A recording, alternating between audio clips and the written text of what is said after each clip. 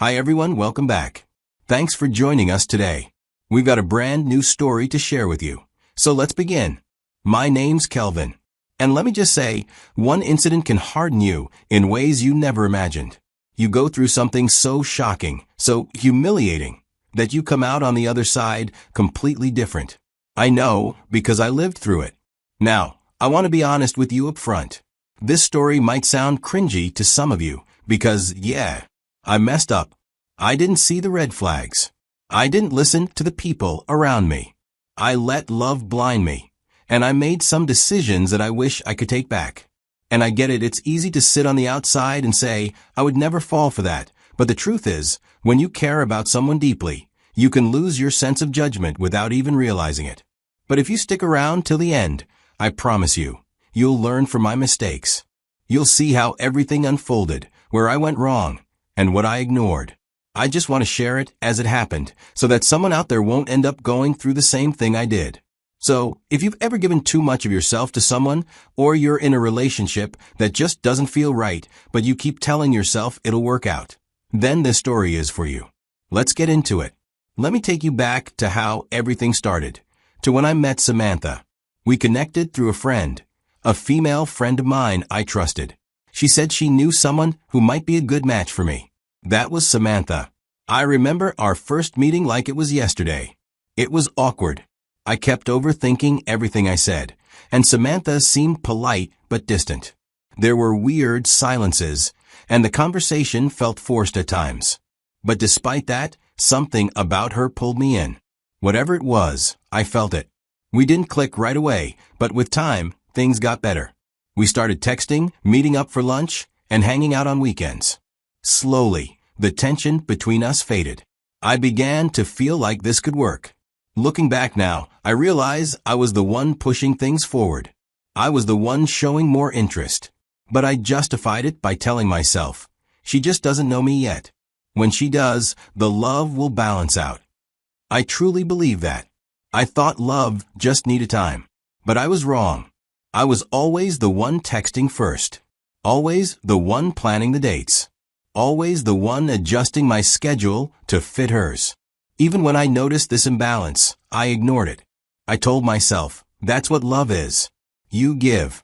But the truth is, I was giving too much, too soon, without checking if she was giving anything back. After about 6 months of getting to know each other, we made it official.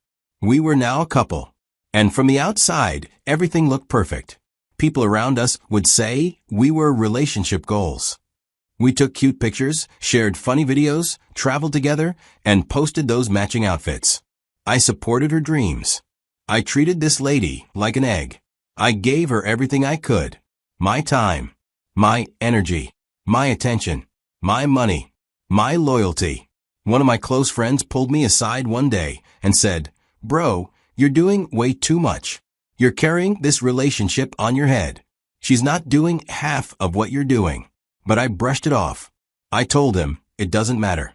What matters is that we love each other. I even said something that still haunts me to this day. I told him, love isn't a scoreboard. Looking back now, I wish I had listened to that friend. I really do. Because sometimes love is a scoreboard, not in the petty sense, but in the real sense. If only one person is scoring and the other is just watching, then it's not a relationship. It's a performance. And I was the only one performing. After 2 years of being with Samantha, I was more sure of my feelings than ever. 2 years together, a lot of ups and downs, and despite the warnings from some of my friends, I was still convinced that I was in the right relationship. This was the woman I wanted to spend the rest of my life with. So, I started making plans for the proposal. I wanted it to be special. I wanted it to be private, just a few close friends and family who knew what we had been through. I partnered with her cousin to plan it all out. We talked about the details, the location, everything. I thought this moment would be perfect, something we could look back on for the rest of our lives. This was supposed to be the beginning of something incredible, a clear statement of my commitment. And I truly believed she would feel the same way. So, the day came and I was more nervous than I had ever been in my life. I mean, it's a huge moment, right? I was scared, but there was this certainty in me. I thought I knew what love looked like. I thought I knew what it felt like. This was my way of showing her that I was all in, that I was ready for whatever came next. As I knelt down, I could feel the weight of the moment. I thought she'd be over the moon. I thought the look on her face would be one of joy, maybe even tears. That's how it was supposed to go in my head, anyway. But what happened next wasn't at all what I expected. The moment she saw me down on one knee, she just laughed. Then she said, "You weren't supposed to take this seriously." I wish I could say I didn't believe it at first, but the look in her eyes made everything painfully clear. It wasn't a joke. She wasn't surprised. She wasn't emotional. She was dismissive. And then, just like that, she turned and walked away, left me kneeling, humiliated in front of everyone, while her best friend stood there filming the entire thing. I couldn't move. I couldn't speak. I just sat there, a fool, in front of the people who were supposed to be part of this special moment. It wasn't just a failed proposal. It was a public spectacle. The footage of me, on my knee, waiting for a response, was posted online. And within hours, it had gone viral. I became the joke of the year. The video was shared everywhere, with the title Cringe Proposal of the Year. People didn't just laugh at me, they tore me apart. I was ridiculed on social media, mocked in every comment section, and made into a meme. It wasn't just strangers who were commenting. Friends and acquaintances I thought I knew started to share the video too. It felt like everyone was getting a kick out of watching me get humiliated. For over a week, I couldn't bring myself to leave my apartment. I didn't want to face anyone. I didn't want to go outside and run into people who had seen the video. It felt like the whole world was laughing at me, and every time I heard someone talk about it, it just made the humiliation even worse. I was heartbroken. I had given her everything. I had trusted her, loved her, put my heart on the line. And in return, she didn't just reject me. She made sure the world saw it. It was too much to bear. I just wanted it all to stop. But the more I tried to hide, the worse it got. I couldn't escape. So here's where everything flipped. I was still reeling from that video going viral when the truth finally came out. And I gotta tell you, it hit me harder than I ever thought it would. My friend, who had introduced me to Samantha, finally exposed everything to me. At first, I thought it was just a rumor. I wasn't ready to believe it. But as she kept talking, my heart sank, and I realized I'd been blind to everything. Apparently, the whole proposal thing, the one that ruined me in front of everyone, wasn't some random event. No, Samantha knew about it, a full week before I even went down on one knee. Her cousin had accidentally let it slip in a group chat. Can you imagine? All that time, I was planning and thinking it would be a surprise. She was already in on it, and it was way worse than I imagined. She let it happen. She didn't try to stop it and tell me in private, "Hey, maybe we should rethink this." No, she made me look like a fool in front of everyone. Even worse, she actually picked her outfit for the proposal. She wanted to make sure she looked perfect for the moment, for maximum reaction. She knew exactly what she was doing. She let me kneel there, the way I had planned it, knowing damn well what would happen next. Why? Because she wanted to teach me a lesson. I also learned that she had been playing me this whole time. She didn't really love me. All that talk about being in love, about building a life together, it was all just words. She had been cheating on me with her ex the entire time, the same guy she'd swore was just a friend. She claimed he meant nothing to her, but it turns out that was all a lie. She had never let go of him and never stopped seeing him. The whole time, I was blinded by my feelings for her, too busy thinking I was the one she loved, the one she wanted a future with. But I was just a placeholder, someone to keep around until she got what she really wanted. Looking back now, it's so clear. I was so caught up in trying to prove I was the perfect boyfriend that I didn't stop to ask the important questions. Did she love me the same way I loved her? No. She didn't care about me nearly as much as I cared about her. And that's what hit me the hardest. I didn't just mess up by proposing at the wrong time. I messed up by investing too much in someone who never truly invested in me. In that moment, when the truth came out, I couldn't help but feel like the biggest fool. I gave my all, and she never gave a damn. Once the full story hit the internet, everything changed, and the tables turned. At first, when she humiliated me, people laughed. But as more details came out, the tide shifted dramatically. Public sympathy flipped in an instant, and suddenly, all the attention that had been focused on me now turned its unforgiving gaze onto her. It was like watching a house of cards fall. She began losing followers by the thousands. It wasn't just old followers who jumped ship, even her new ones unfollowed. People started calling her what she really was: manipulative, a clout chaser, and worst of all, abusive. Her reputation took a hit that she couldn't recover from. The very publicity she had gotten from turning my proposal into a public spectacle, that moment where she left me kneeling in front of everyone, had now backfired spectacularly. The internet turned on her, and it was brutal. As the weeks went on, Samantha learned the hard truth. Her ex didn't want anything serious. He wasn't looking for a relationship. He just wanted to have fun. He didn't want to commit, didn't want to be the guy who plays the role I had played for so long. The hard truth is, sometimes you don't realize what you have until you lose it. After the truth came out, it felt like the fog had lifted. For the first time in months, I could breathe. The public apology I never got from Samantha came in the form of thousands of strangers, finally realizing I wasn't some desperate clown chasing a woman out of my league. I was just a guy who loved the wrong person too much. But even with the sympathy, I still had to live with the pieces of a life I had built around someone who never intended to stay. Picking myself back up was slow, quiet, and honestly really painful. I started focusing on things I had put aside.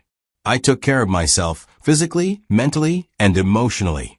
And yeah, after the truth went viral and Samantha got exposed, a few ladies started popping up in my DMs. Some wanted to check in on me. Others were a bit more direct. A few even said things like, "I would never treat you like that," or "You deserve someone who sees your worth." But I wasn't interested. I just couldn't bring myself to go down that road again. Love was the last thing on my mind. My heart wasn't ready, and honestly, neither was my head. I was more focused on getting my life back, piece by piece, without anyone else's hands involved this time. Then came the twist I honestly should have seen coming. One morning, I woke up to a missed call from Samantha. I stared at it for a second, then swiped it away. I went on with my day like nothing had happened.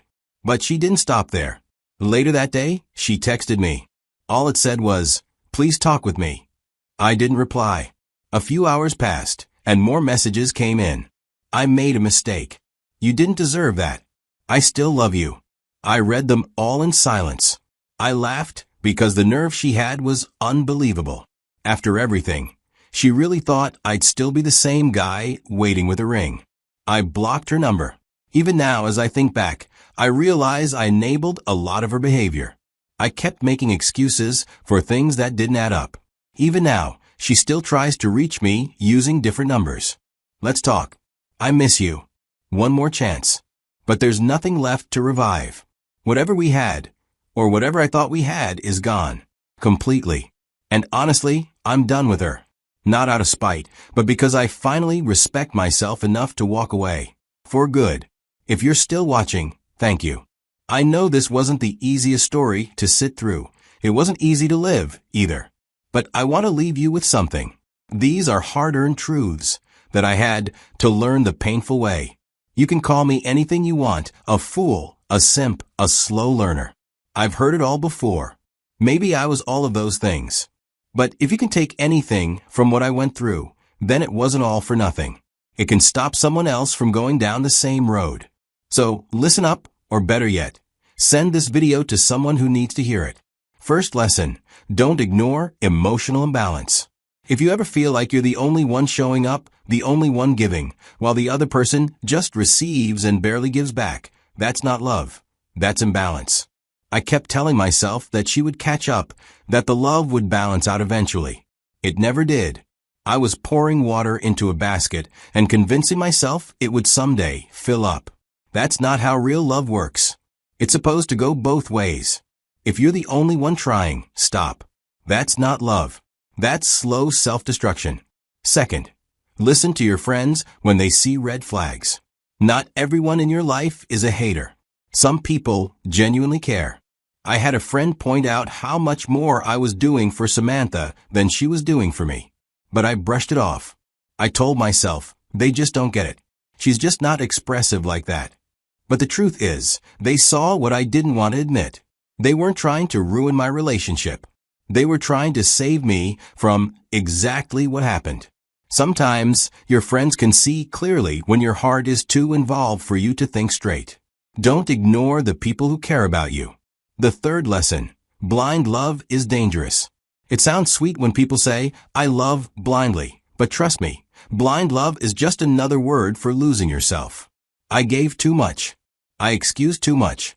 I tolerated things I should have walked away from. And in the end, I got burned. Love without boundaries isn't love. It's emotional suicide. Fourth, never build your life around someone who won't even make space for you in theirs. I planned my life around Samantha. My future, my money, my time, everything was pointing toward her. But she couldn't even give me basic respect. She saw me kneeling with a ring and chose to laugh. She couldn't make space for me, not even for a moment of decency. Don't ever sacrifice your peace or plans for someone who wouldn't blink before stepping on you. Finally, you teach people how to treat you by what you tolerate. That's the hardest pill I had to swallow. The signs were always there. I just kept making excuses.